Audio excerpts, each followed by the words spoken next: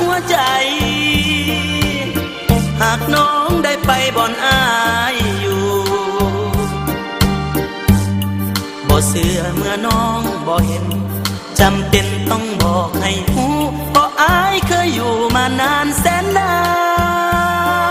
นอยากให้นวลน้องได้เห็นคงบ่ไว้เว้นเมื่อยามจากลาธรรมชาติแสนชื่นสดใสวิไลแดนดินบ้านป่าเพิ่นพัฒนาไปแล้วขวัญใจน้ำเทินเป็นแห่งสำคัญน้ำสันเหมือนเลือดประสาแดนแห่งมะลากุหลาบแสนงามพระบาทพ้นสันศักดิ์สิทธิ์เนรมิตยังมีวัดดันโอ้น้องสามานสถานที่เที่ยวชมถ้าหากว่าน้องได้ไปบริคำใสแห่งเมืองปากสันอย่าลืมเบื้องน้ำสองสีน้ำใจแสนดีต่อกัน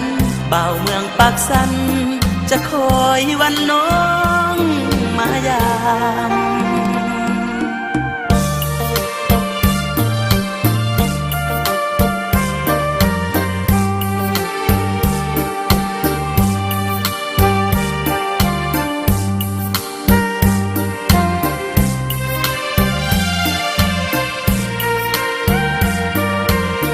อยากให้นวลน้อ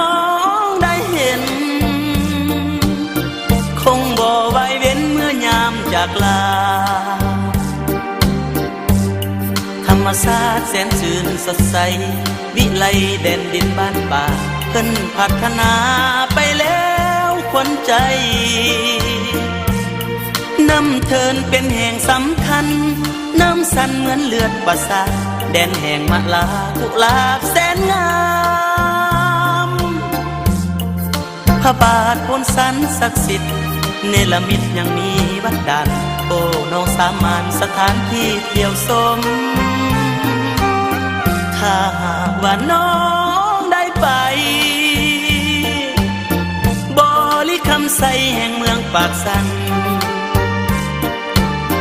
อย่าลืมเบื้องน้ำสองสีน้ำใจแสนดีต่อกันบ่าวเมืองปากสันจะคอยวันน้อง